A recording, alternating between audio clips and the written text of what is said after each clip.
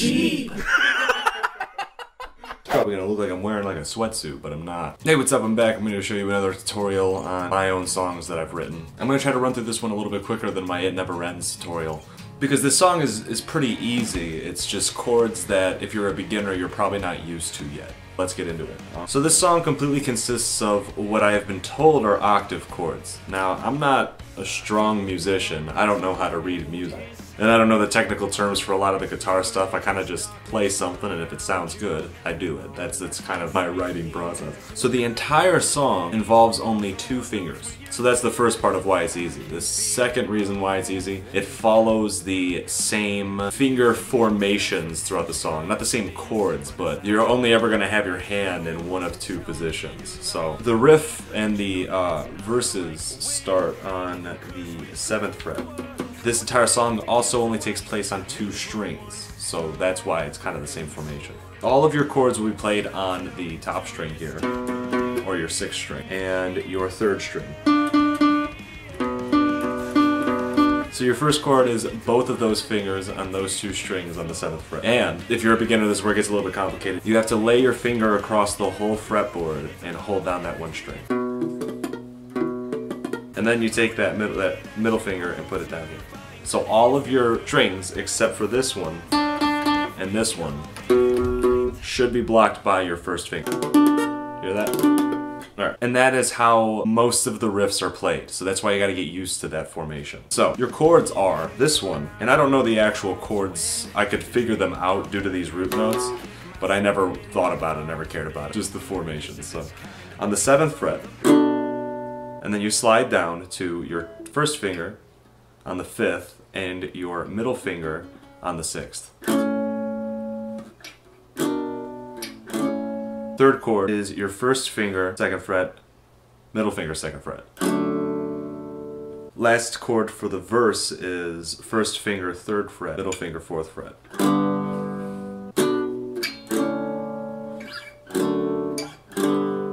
Like that. Even that timing too. As far as the strumming goes, and what you hear in the recorded version is, it's kind of a palm mute. But you let up on it like that. Like that. I also don't know strumming patterns very well, like down, ups, down, ups. Just keep feeling it out and then you'll find it. Chord progression with the strumming sounds like this.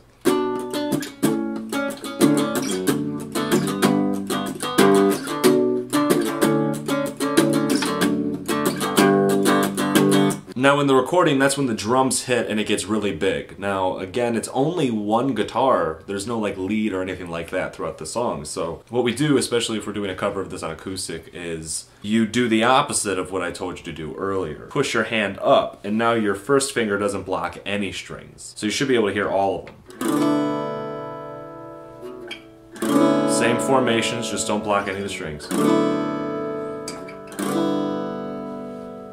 And also when you're doing that, you don't do the palm mute thing anymore. You don't worry about that anymore. You just hit it. So that is the verses and the whole intro. So the intro will sound like...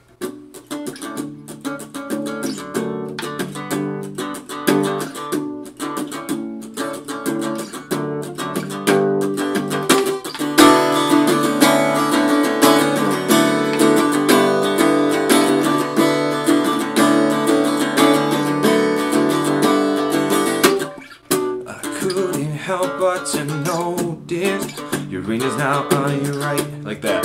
Now the only thing that changes in the verses is the thing leading into the pre-chorus. So. And as you burn another page from all those notes we used to write, I can feel it all fade.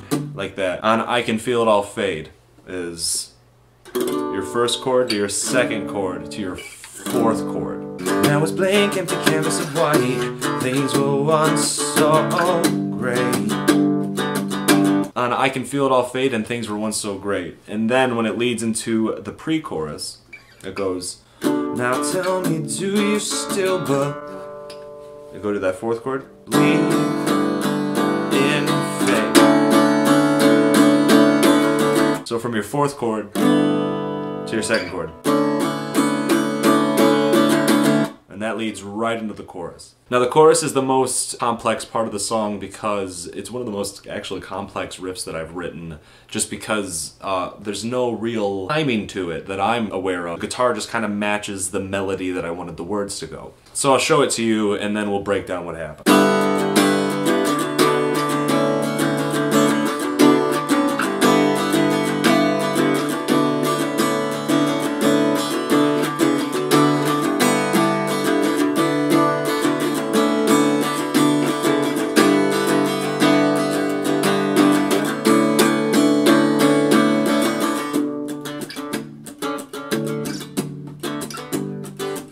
Okay, so to break down what happened there, we go to what would be the 4th chord in the verse.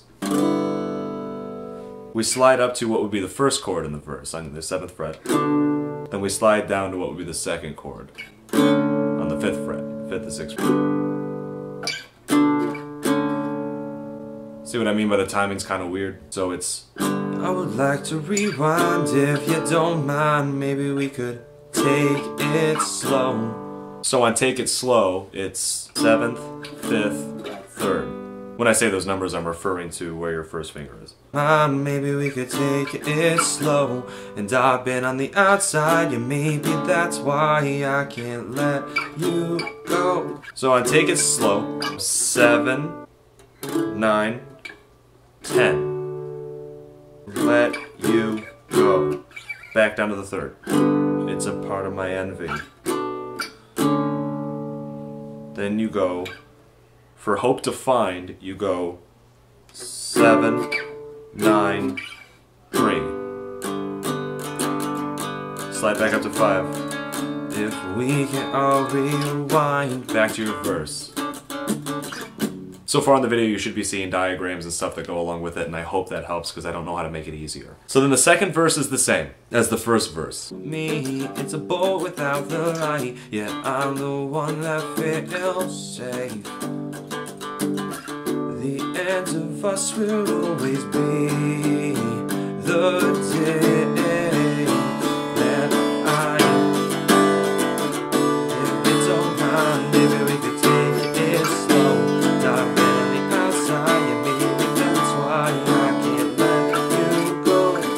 At the end of your 2nd chorus, it goes into the bridge. If we can all rewind. So it's the same as your verse, but you're leaving all these strings open.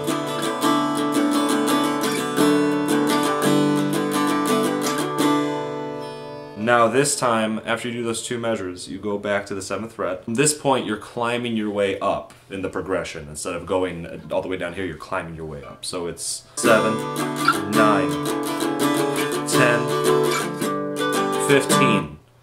On an acoustic, it's going to be hard because you're going to have to stretch, but it's again, it's just those 2 fingers, so you'll get used to it. So 7, 9, 10, 15, 7, 9. In the studio version, after that, you go 7, 9,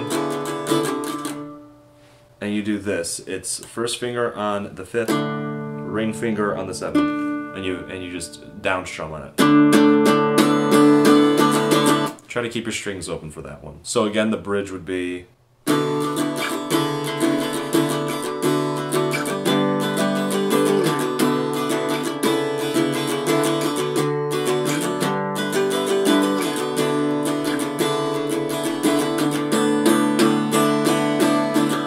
Back to your verse. Make it slow. I've been on the outside, and maybe that's why I can't let you go. It's not the clock that defines us 3. It's not the clock that... Back down to 3. Oh, oh, oh yeah. I would like to rewind if you don't mind. Maybe we could take it slow. And everything else is the same from that point on. You end with your verse riff, though. We can all rewind. If we can all rewind. If we can all rewind.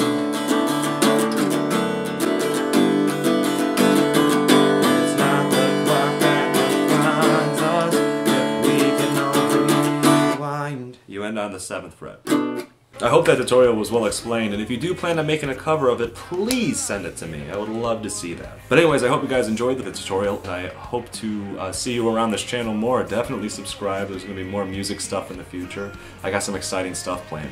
And also I do funny vlogs and stuff like that. I upload every Wednesday, plus some. Sometimes I upload not on Wednesdays, but no matter what, I'll always upload on a Wednesday, plus whatever else I want to upload throughout the week. You never know, you can just get little surprises all the time. That was weird. Alright, thank you guys again. Please like the video, it helps me a lot. And also in the comments, tell me your favorite line from the song. Tell me the part of the song that you really connect with. And tell me why, if you want. Let's be weird. Screw it. Alright guys, I'll see you later. Wow, when you're looking for a low-budget outro and you don't really know what to say, you just put this little ditty at the end of your video and it'll all wrap up okay. I'm just singing like subscribe,